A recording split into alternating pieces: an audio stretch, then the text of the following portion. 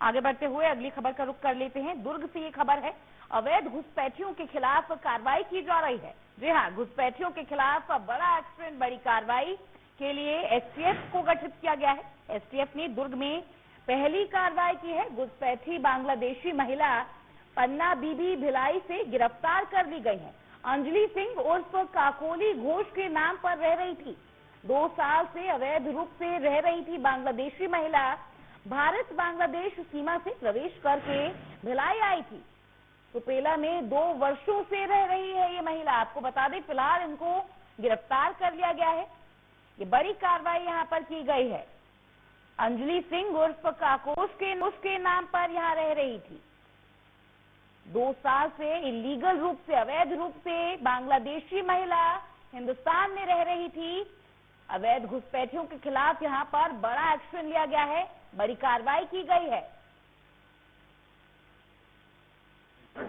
थाना सुपेला अंतर्गत जानकारी प्राप्त हुई थी कि एक महिला है जो अवैध अप्रवासी है और अपनी आइडेंटिटी छिपाकर रह रही है, और सूचना पर से एसटीएफ एक्टिवेट हुई और उन्होंने तथ्यों की तस्दीक किया। उसके आधार पर एक महिला को गिरफ्तार किया, जो महिला मूलतः बांग्लादेश की रहने वाली है। पहले कुछ समय वो पश्चिम बंगाल में रही है, फिर दिल्ली में रही है और विगत 1-1.5 साल से यहाँ सुपेला क्षेत्र में निवासरत थी।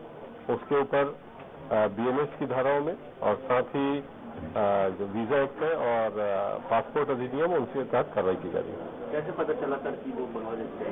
सूचना प्राप्त हुई थी और तस्दीक करने पर सूचना सही निकली और लिहाजा एसटीएफ द्वारा कार्रवाई की गई। परिवार से कैसे कांटेक्ट करती थी बांग्लादेश में, कैसे पता चल रहा पैसे भेजती? बांग्लादेश में वो एक ईमो ऐप है, उसके जरिए वो बातचीत करती थी। ईमो ऐप की एक विशेषता है कि उसमें नंबर डिस्प्ले नहीं होते, नाम से ही आता है, और उस ऐप के जरिए वो लगातार उनसे संपर्क में भी रहती थी और बीच में वो अपने पैसे एक उनके परिचित है कलकत्ता में, उनके मार्फत वो बांग्लादेशी भेजती थी। कोई संदिग्ध गतिविधियां पाई गई क्या? अभी तक जो जानकारी मिली है, वो रायपुर में घर में काम करती थी और उस चीज की तस्दीक की जानी शेष है। सर 2 साल से सुपेला में रह रही थी, जैसा कि आपने भी जिक्र किया, तो क्या नाम है, 2 साल से रह रही थी, कहीं न कहीं कमजोरी सामने आ रही पुलिस की? इसको कमजोरी की बजाय पुलिस की सतर्कता करना ज्यादा उचित रहेगा। और एक व्यक्ति जिसके विषय में जानकारी मिली, पुलिस तक जाके उसकी जानकारी हासिल करके कार्रवाई की है, और यदि इसकी सुपरफिशियली जांच की जाएगी तो ये संभव नहीं कि पकड़ में आए। कहां तक जाने की वजह से ये पकड़ गए। इसके परिचय के और भी लोग हैं कि भारत में कहीं? अभी तक इसके सीडीआर का जो विश्लेषण है उसमें कुछ चीजें आई है और उस पर भी काम करनी पड़ेगी।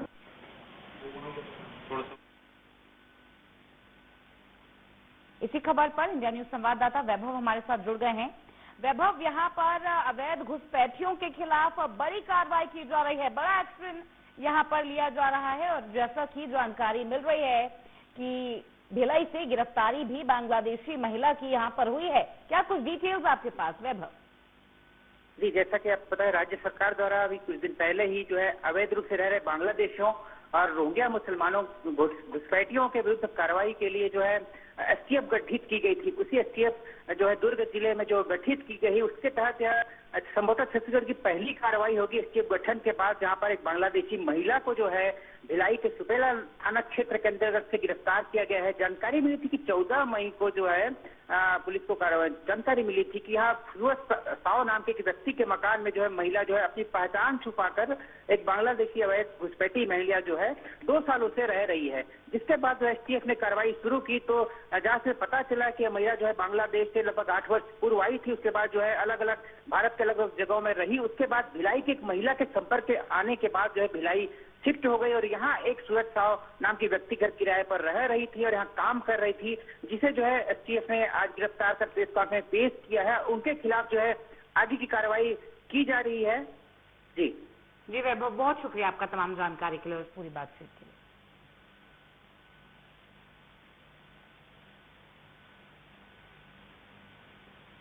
निगाह डालेंगे अगली खबर पर। खबर जशपुर से है। तेज